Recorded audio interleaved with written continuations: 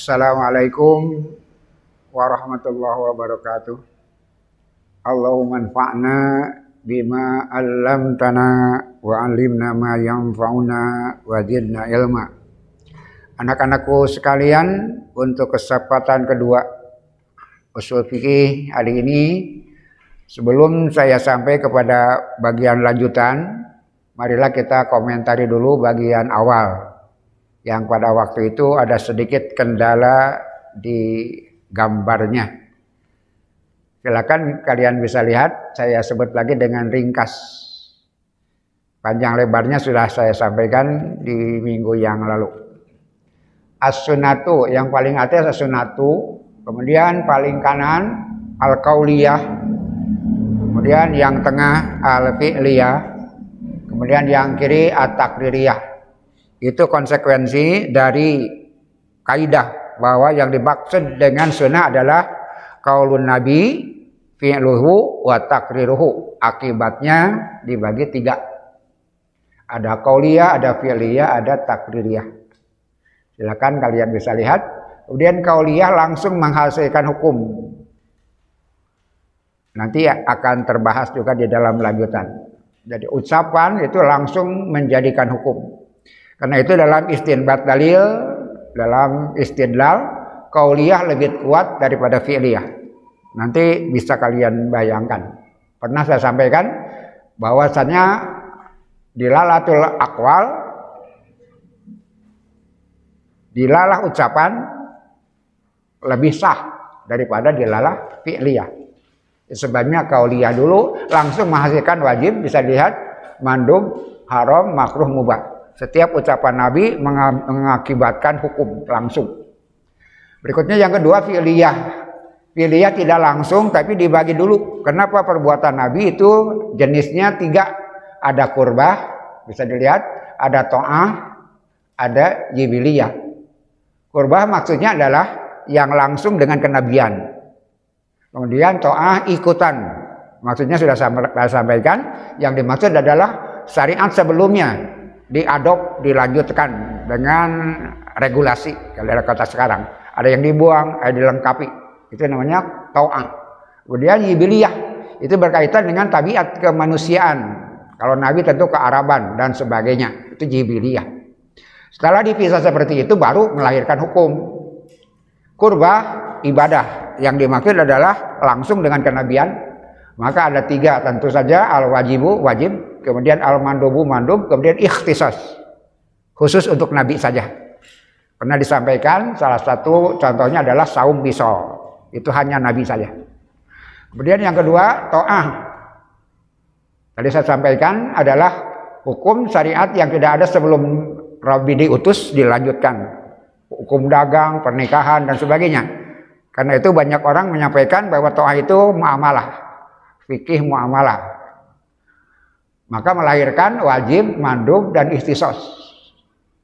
Kemudian apa ikhtisas di dalam ta'ah? Nabi beristri lebih dari 4. Itu adalah ikhtisas dalam ta'ah. Berikutnya jibiliyah, tabiat kemanusiaan. Pada dasarnya dia tidak wajib, karena itu sebutnya goer wajib yang pertamanya. Goer wajib. Nabi makan korma, Nabi pakai gamis, Nabi tidur mendengkur, Nabi berambut panjang. Itu adalah goer wajib karena dia tidak berkaitan dengan langsung syariat, tapi berkaitan dengan budaya yang berkembang pada masyarakat itu. Pernah juga saya gambarkan, andai kata datang Abu Bakar dan Abu Jahal, kita tidak bisa bedakan karena persis sama. Itu namanya jibiliyah, tidak ada kaitan dengan syariat. Kedua wajib, ada jibiliyah yang jadi wajib. Pernah disampaikan juga, contohnya apa? Bersuci dari buang air kecil, buang air besar, omeh. Itu adalah kemanusiaan, tapi jadi wajib karena diperintahkan. Kemudian mandub contohnya pakai sandal kanan, pakai baju kanan dulu, membuka kiri dulu. Itu adalah mandub dalam jibiliyah. Berikutnya taqririyah. Taqririyah itu adalah qaul sahabah dan fi'lus sahabah. Ucapan sahabat dan perbuatan sahabat yang diakui Nabi. Karena itu dia jadi syariat juga, namanya sunnah taqririyah. Hukumnya sama, bahwa itu adalah sunnah juga walaupun sumbernya adalah pengakuan Nabi atas perbuatan sahabat dan ucapan sahabat. Secara usul fikih derajatnya sama, walaupun tidak persis sama, tapi sama dalam tanda petik gitu. Kemudian ada yang fi majlisihi, artinya Nabi langsung melihat, Nabi mendengar, namanya jibiliyah, fi majlisihi. Ada Nabi tidak hadir tapi tahu, kemudian Nabi tidak bereaksi lagi, sama dengan yang tadi membiarkan. Itu sama hukumnya, baik Nabi melihat langsung ataupun tidak, itu adalah hukumnya sama. Bahwasanya perbuatan dan ucapan sahabat bisa bermakna hukum apabila Nabi membiarkannya, tidak menyuruhnya, tidak melarangnya, membiarkan. Membiarkan dalam makna boleh, berarti diakui, boleh dilakukan. Itu barangkali sebagai tambahan untuk pelajaran minggu yang lalu. Baru kita lanjutkan pembahasan lanjutan dari sunnah ini. Di awal saya pernah sampaikan, kitab ini agak berbeda dengan kitab yang lain. Kenapa membahas sunnah lebih dulu daripada Quran? Padahal di buku manapun tentang usul fikih, kebanyakan Quran dulu sebagai sumber hukum pertama, baru sunnah sumber hukum kedua. Tapi kitab As-Sulam ini justru sebaliknya. Beliau Abdul Hamid Hakim menulis sunnah dulu, karena itu al-mabasu Rabi Asaro fi sunnati. Nanti berikutnya Al-Quran atau kitab. Saya pikir apa yang jadi latar belakang beliau gitu. Agak berbeda dari yang lain karena ketika membahas sumber hukum justru sunnah dulu. Tidak Quran dulu atau Alkitab dulu, tapi sunnah dulu. Kebanyakan Al-Quran atau Alkitab sebagai sumber pertama, dipelajari pertama, baru sunnah yang kedua. Tapi ini dibalik, sunnah dulu, kemudian Al-Quran, nanti Alkitab. Setelah saya perhatikan, boleh jadi, ini persepsi saya, boleh jadi itu terjadi. Kenapa? Karena justru sunnah yang rentan. Sunnah yang rentan akan menghadapi perubahan, menghadapi hujatan, menghadapi tantangan. Dia langsung mendapat problem sunnah itu. Beda dengan Quran, orang tidak begitu berani mengganggu gugat Quran. Tapi sunnah sejak generasi awal sudah terjadi seperti itu. Kita ambil contoh. Ketika Rasul wafat, kemudian Abu Bakar menjadi khalifah. Apa yang terjadi? Ada orang yang tidak mau melakukan zakat, melaksanakan zakat. Apa alasannya? Dalam perintah zakat ada perintah kepada Nabi untuk mengucapkan salawat, mendoakan orang yang zakat. Khudh min amwalihim shadaqatan tutahhiruhum wa tuzakkihim biha. Kemudian washolli alaihim, itu ucapkan salawat. Sampai kepada kita sekarang, kalau kalian jadi petugas zakat, ketika menerima ucapkan salam, ucapkan salawat. Allahumma sholli alaik gitu. Itu adalah bagian dari yang diperintahkan Quran kepada Nabi. Tapi yang tadi mengatakan ketika nabinya tidak ada, berarti yang mendoakannya tidak ada, berarti tidak usah. Akhirnya zakat tidak berlaku, katanya. Itulah yang diperangi oleh Abu Bakar. Ingin memisahkan zakat dari sholat, memisahkan Nabi dari Al-Quran. Itu sunnah langsung menghadapi masalah. Berikutnya, kaum perempuan. Ketika Nabi sudah ada mengatakan bahwa menyambung rambut tidak haram. Gitu, menyambung rambut tidak haram. Itu di zaman Umar. Apa alasannya? Karena di Quran tidak ada larangan menyambung rambut. Yang ada hanya di sunnah, di hadis. Nabi yang melarang menyambung rambut, Quran tidak. Maka mereka menyimpulkan menyambung rambut tidak haram. Kenapa? Quran tidak melarang. Kemudian Umar yang berdebat dengan kaum perempuan itu bahwasanya menyambung rambut ada di dalam Al-Quran. Apa? Nanti akan kita baca. Itu sebagai pengantar. Apa yang kita akan terangkan adalah kehujahan sunnah fi hujjatiha, fi hijjiyatiha, fi hijjiyatiha. Kalian bisa lihat halaman 48 As-Sulam, paragraf terakhir. Al-mas'alatu saniyatu, masalah yang kedua, fi hujjiyatiha. Fi hujjiyatiha, kehujjahannya. Fi hujjiyatiha, kehujjahannya. Silakan lihat. Ini prinsip yang tadi digugat itu. Coba lihat. Wa innahu, dan sesungguhnya qadit tafaku, telah sepakat ala annahu, bahwasanya sunnah itu hujjatun, dia hujjah. Wa annaha kal Quran, itu catatannya. Sunnah itu seperti Al-Quran. Fi tahlili, dalam menghalalkan, wa tahrimi, dan mengharamkan.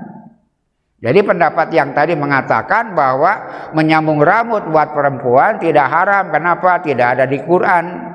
Adanya ada di sunnah, di hadis. Itu salah paham. Kenapa? Karena dalam Quran disebutkan bahwasanya yang dilarang Nabi itu hukumnya haram. Ini yang disampaikan Umar bin Khattab. Umar bin Khattab mengatakan, apakah ada larangan menyambung rambut dalam Quran? Ada. Kata perempuan itu, tidak ada. Kata Umar, ada. Mana adanya? Qala Allah Ta'ala, wa ma atakumur rasulu fahuduhu wa ma nahakum anhu fantahu. Surat Al-Hasr ayat ke-7.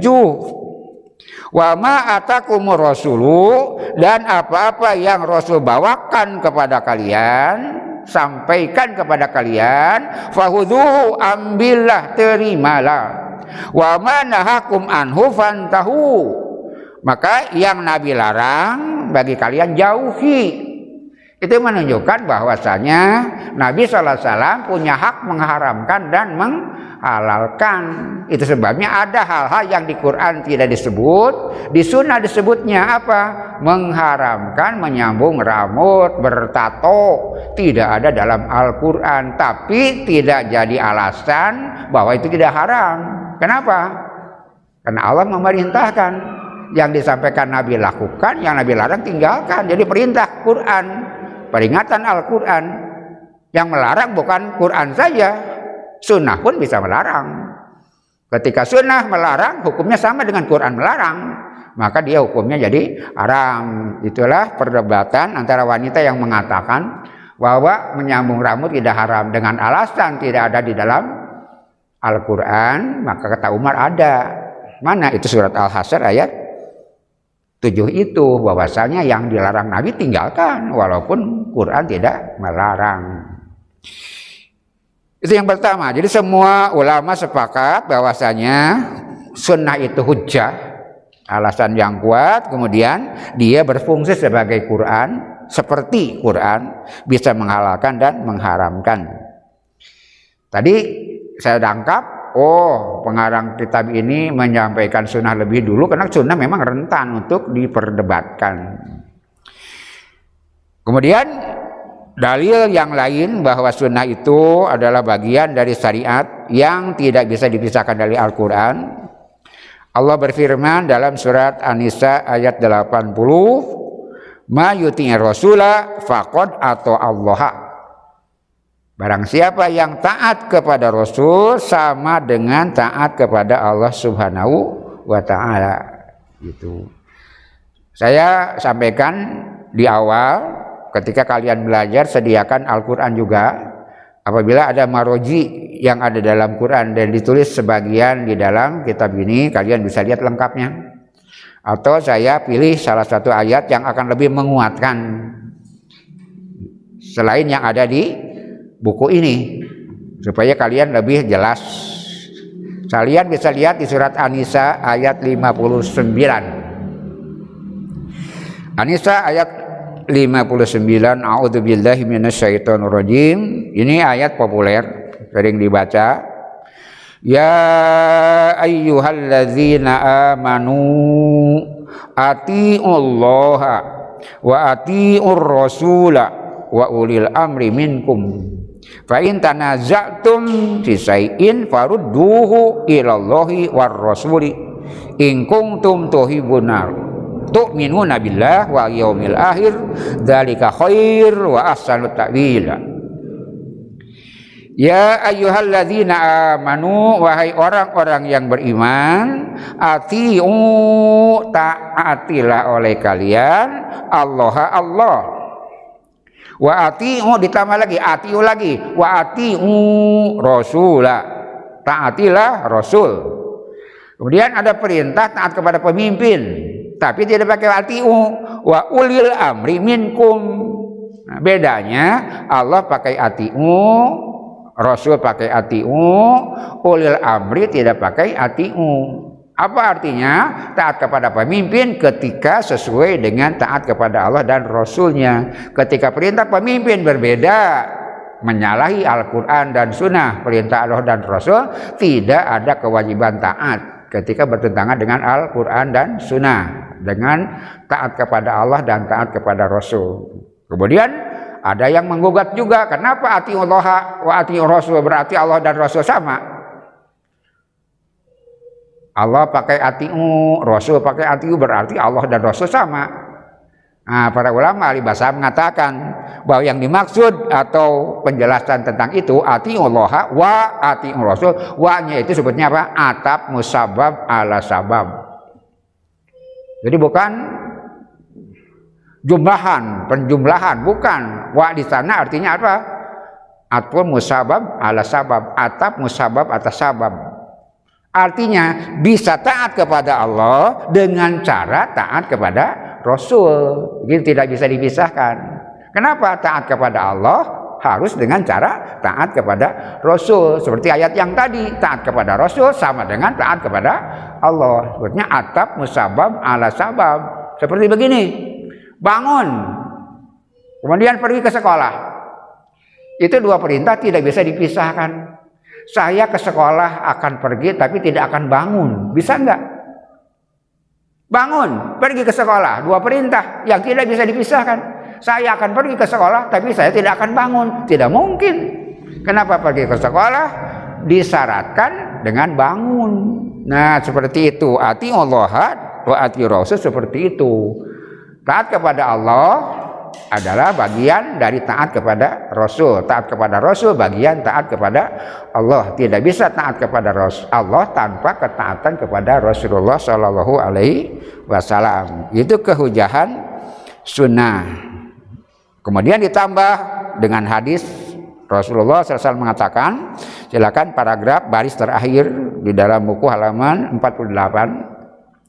Wa qala nabiyyu sallallahu alaihi wasallam ala wa inni utitu qur'ana wa mislahu ma'ahu.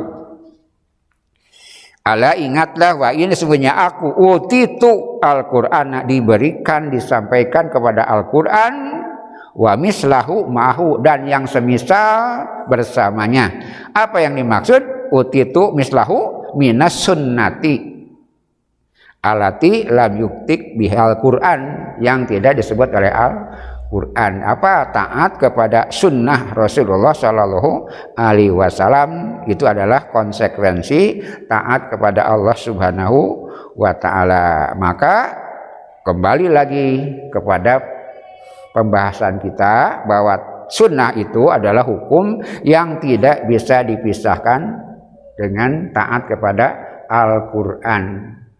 Artinya Quran dan sunnah, Quran memang nomor satu, sunnah nomor dua, tapi sesuatu yang tidak bisa dipisahkan. Tidak bisa taat kepada Allah tanpa taat kepada Rasul. Tadi saya sampaikan, ada orang menggugat juga, saya akan ikut sunnah saja, aku ikut Quran saja, saya tidak pakai sunnah.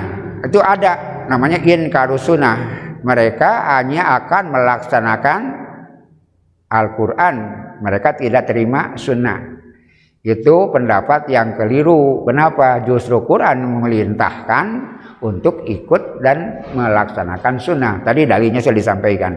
Quran justru yang menyuruh untuk mengikuti sunnah Rasulullah Shallallahu Alaihi Wasallam. Taat kepada Allah dengan taat kepada Rasul tidak bisa dipisah-pisahkan. Tapi sekarang ada Orang yang hanya taat kepada Quran saja, mereka tidak terima sunnah. Itu susah dilaksanakan. Kenapa?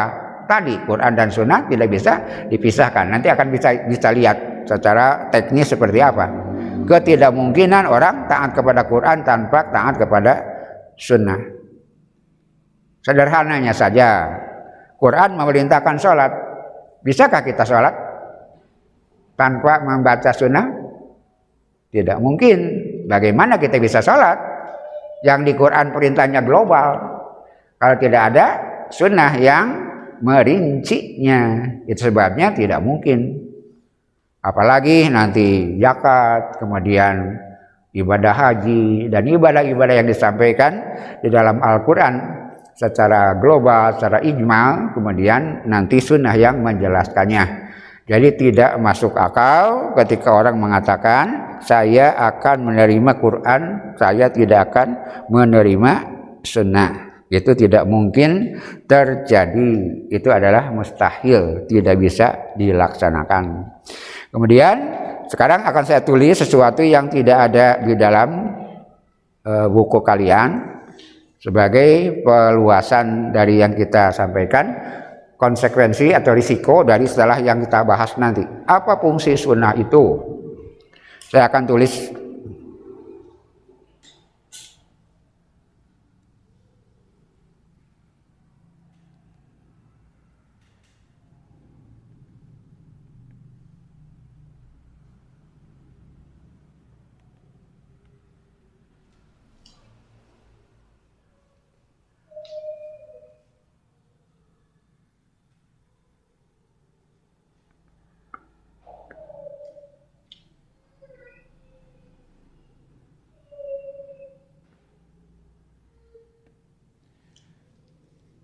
Untuk menjelaskan yang kita sampaikan.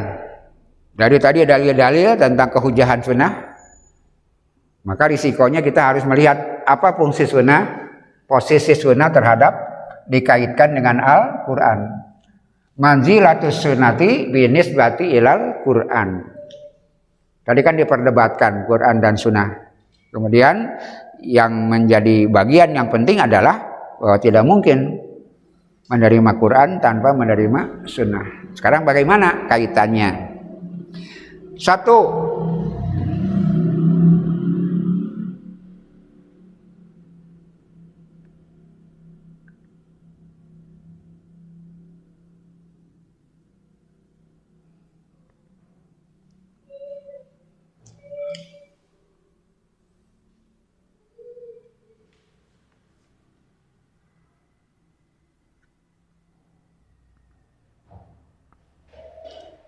sunnah itu muakkidah lil Quran.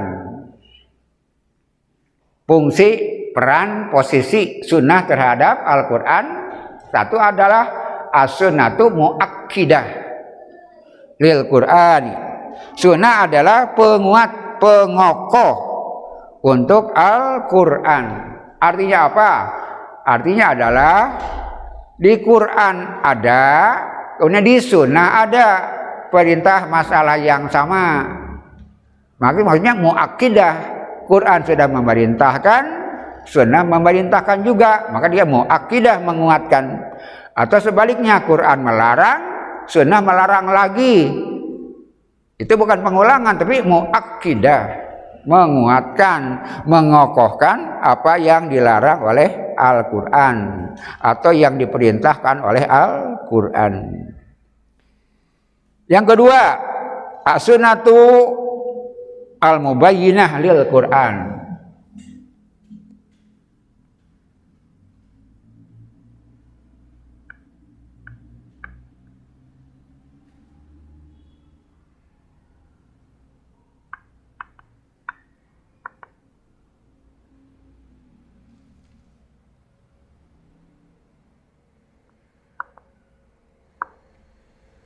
Sunnah itu mubayyinah, penjelas bagi yang ada di dalam Al-Quran. As-sunnatu mubayyinah lil Quran. Bisa dibagi tiga jenisnya. Apa yang pertama? tubayyinul mujmal. Sunnah tubayyinul mujmal. Sunnah itu menjadi bayan bagi yang mujmal.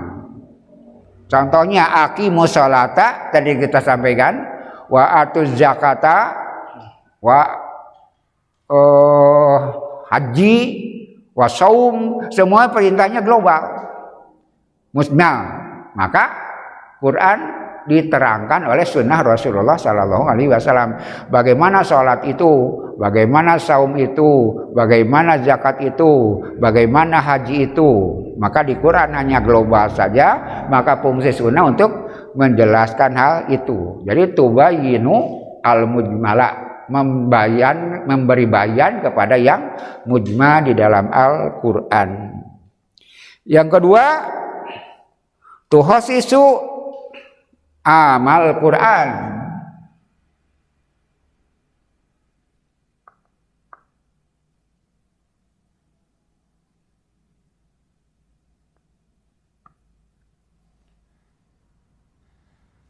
Mentahsis yang umum di dalam Al-Quran. Karena itu ada sebuah kaidah bahwasanya kalau ada lafaz umum jangan langsung diamalkan, cari dulu, boleh jadi ada taksisnya. Nah, taksisnya bisa di Quran, bisa di sunnah. Kenapa? Fungsi sunnah salah satunya adalah mentaksis yang ada di dalam Al-Quran. Saya pernah sampaikan di kelas sebelumnya bahwasanya dikatakan dalam Al-Quran, ulimat alaikumul maitatu wadamu walamal hinjir dan seterusnya. Diharamkan untuk kalian maitatu bangkai, wadamu dan darah. Pertanyaannya, bangkai haram. Ketika kalian membeli ikan, membeli pinang, apakah sudah disembelih? Karena saya sampaikan dulu di kelas 1, kelas 10. Kita membeli pinang. Pinang itu bangkai sebetulnya. Kenapa tidak lewat proses penyembelihan secara sara? Berarti pinang bangkai. Berarti hukum pinang apa? Nah, pinang itu adalah ditaksis oleh as-sunnah. Memang di dalam Quran bangkai itu haram. Tapi dikecualikan apa? Al-hutu, ikan. Ikan dihalalkan. Kenapa? Karena itu bukan jenis binatang yang bisa disembelih. Al-hutu wal jarod. Jarod belalang, serangga. Itu tidak ada proses penyembelihan. Ikan tidak ada proses penyembelihan. Itu sebabnya ikan dan serangga seperti belalang hukumnya halal padahal dia bangkai. Di mana adanya pengharaman makanan di Quran? Di mana taksis terhadap ikan dan belalang ada di dalam sunnah. Jadi apa fungsi sunnah? Mentaksis yang umum dalam Al-Quran. Kemudian yang berikutnya adalah takyid tuqayyidu mutlaqal Quran. Tuqayyidu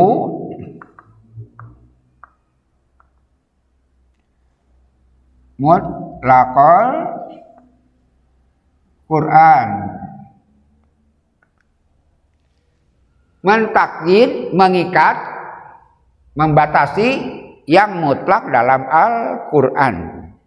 Dalam Al-Quran ada perintah yang mutlak, kemudian di dalam sunnah mentakyidnya, mengikatnya, membatasinya. Contohnya apa? Dalam Quran disampaikan asyariku wasyarikatu faqta'u aydihima.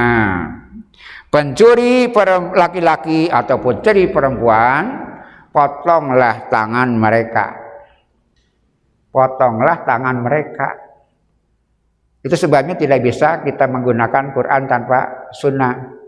Bagaimana mengamalkan hukuman potong tangan sampai lengan? Nah, itu namanya mutlak. Kemudian nanti akan ditakyid oleh sunnah, oleh hadis. Ternyata Nabi menjelaskan yang dimaksud potong tangan adalah sampai pergelangan. Jadi salah satu fungsi sunnah adalah mentakyid yang mutlak dalam Al-Quran. Contohnya perintah potong tangan pencuri mutlak disebut tangan saja tanpa batas.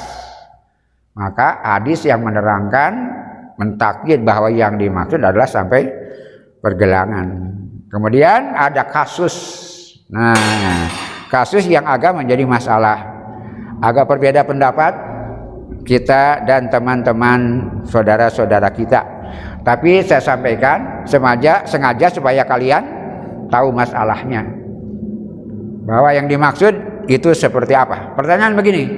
Kalau tayamum itu sampai sikut, sampai pergelangan.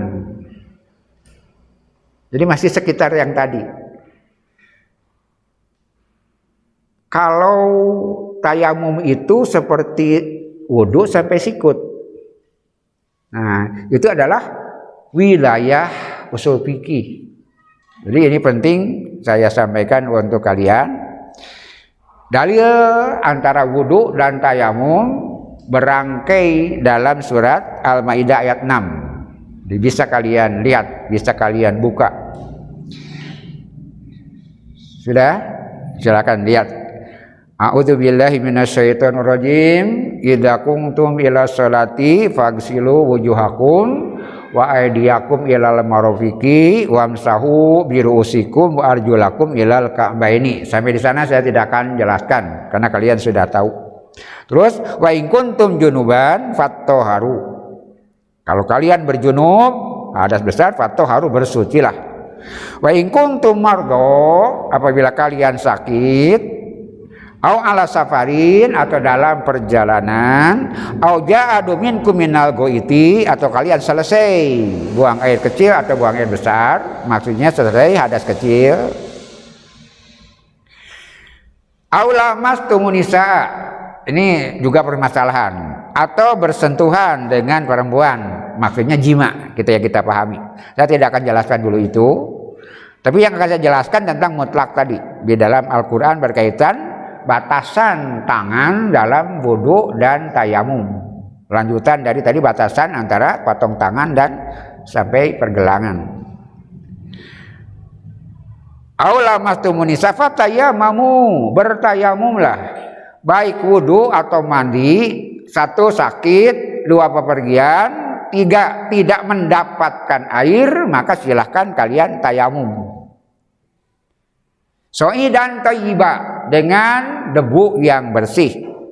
Wamsahu biwujuhikum wa aydikum minhu, usaplah dengan debu itu wajah kalian dan tangan kalian. Kalian bisa garis bawahi di Quran kalian. Coba lihat di dalam wudu, tangan sampai sikut. Silakan lihat. Idza qumtum ila sholati faghsilu wujuhakum wa aydiyakum ilal marafiqi. Berarti takyid muqayyad. Kemudian di dalam tayamum, famsahu bi wujuhikum wa aydikum minhu, mutlak, tidak disebut batasnya. Nah, karena itu ada sebagian saudara-saudara kita memakai konsep hamlul mutlaki alal muqayyadi wajibun. Apabila ada lafaz mutlak dan lafaz muqayyad bersamaan datangnya, maka yang mutlak harus dianggap muqayyad. Satu ayat mutlak, di ayat lain muqayyad, atau bersatu, maka yang mutlak harus dibawa ke muqayyad. Karena itu ketika menyebut wudu sampai sikut, ketika menyebut tayamum tangan tidak disebut, berarti sampai sikut sama, hamlul mutlaki alal muqayyadi wajibun. Padahal konsep pendekatannya bukan itu. Kenapa? Wudu dan tayamum berbeda. Sama-sama al-aslu, sama-sama perintah untuk bersuci, tapi dalam kondisi yang berbeda. Itu sebabnya tidak bisa memberi batas tayamum dengan batas wudu. Itu menurut pendapat kita. Jadi apa konsep yang terjadi? Itu adalah yang pertama, bukan takyid, tapi tubayyinul mujmal. Sunnah menjelaskan yang mujmal di dalam Al-Quran. Apa? Tangan di dalam Quran tentang tayamum itu mujmal, tidak ada penjelasan. Sampai apa? Bagaimana mencari penjelasannya? Carilah dalam sunnah. Maka kita mendapatkan bahwa Rasulullah SAW ketika bertayamum, beliau menggambarkan yang diterangkan para sahabat, wadoroba bi kaffaihi, bukan yad, kaffaihi. Kalau kaf itu sampai pergelangan, bi kaffaihi, wa masa simala ala yamin, wadohiro kaffaihi. Itu. Kemudian wajhahu, dan wajahnya. Jadi konsep tayamum bukan konsep hamlul mutlak alal muqayyad. Konsep tayamum itu terpisah. Dia harus dijelaskan oleh sunnah. Di Quran digambarkan secara mujmal, maka penjelasannya, bayannya ada di dalam sunnah. Itu sebabnya menurut pendapat kita tayamum itu sampai pergelangan. Dasarnya apa? Itu yang diamalkan Rasulullah SAW. Kenapa? Sunnah fungsinya tubayyinul mujmala. Gitu. Dianggap sampai tangan pada tayamum itu mujmal. Ini bayan, bukan konsep ini.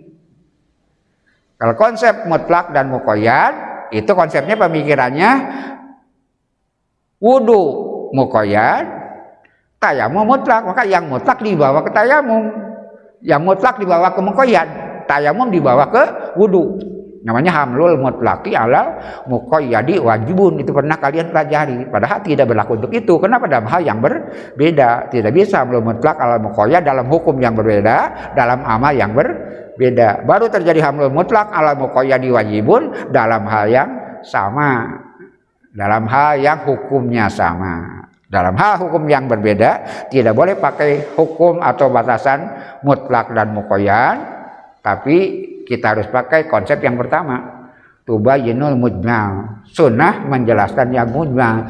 Sampai tangan itu sampai mana ketika tayamum, baca, lihat bagaimana Nabi melakukannya.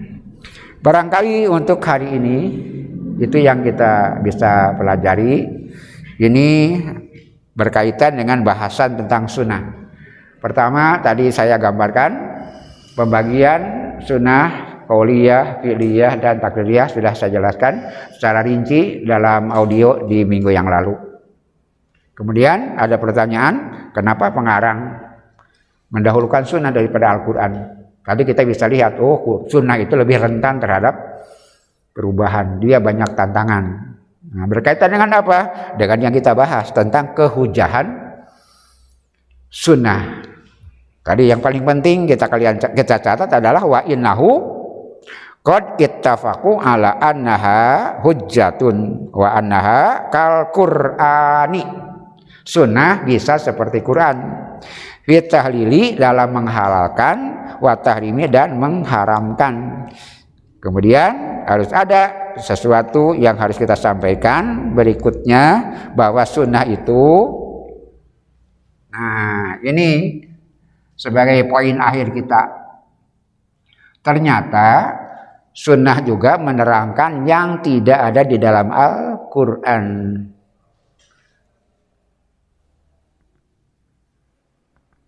Ini terakhir.